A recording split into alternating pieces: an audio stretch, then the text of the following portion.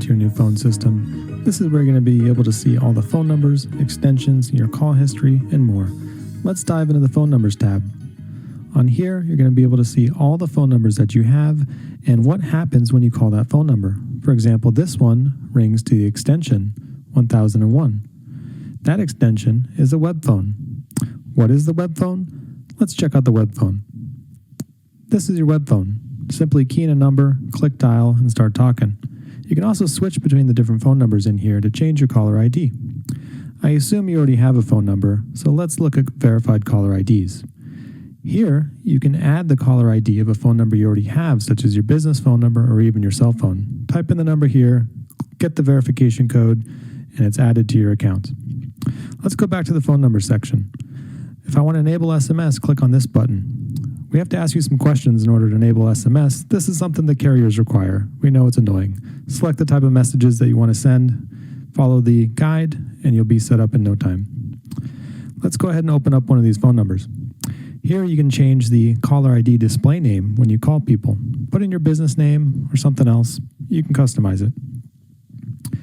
Go ahead, make these changes, click save, and it's updated on your phone number real time. There we go. My phone number is updated. Let's go ahead and show you how we can hook up this phone number to an automation flow. Go into the automation section, click on create new flow, and select incoming phone call. Here, we can start dragging and dropping some different steps. Let's play a message to the caller that says, "Thank you for calling." That looks good. We got text to speech. You can upload your own audio file, or you can even record a message in your browser using this record feature.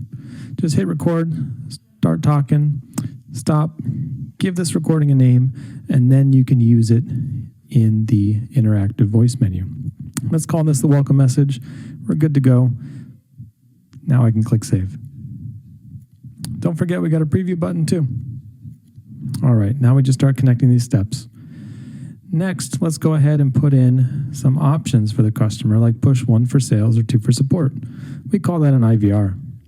This looks good. Perfect. Start connecting this too. Great. Now if they push option 1 or 2, let's forward the call to my cell phone. Here you can use the transfer call step and simply key in a number that you want to forward the calls to. I'm going to select other phone number and key in my phone number here. Perfect. Save that step, start connecting it. Now option 1 and 2 transfers my cell phone. And I can connect all the other branches to the hang up step. Well, that's not really nice to hang up on someone if they don't answer the call. So why don't we go ahead and add a voicemail step. So I can simply right click on one of the pipes to delete it. And then I can go ahead and add the capture voicemail step. Here we go. I got that. I click save. Now I start connecting it. This is my call flow. All I got to do is click save, give it a name,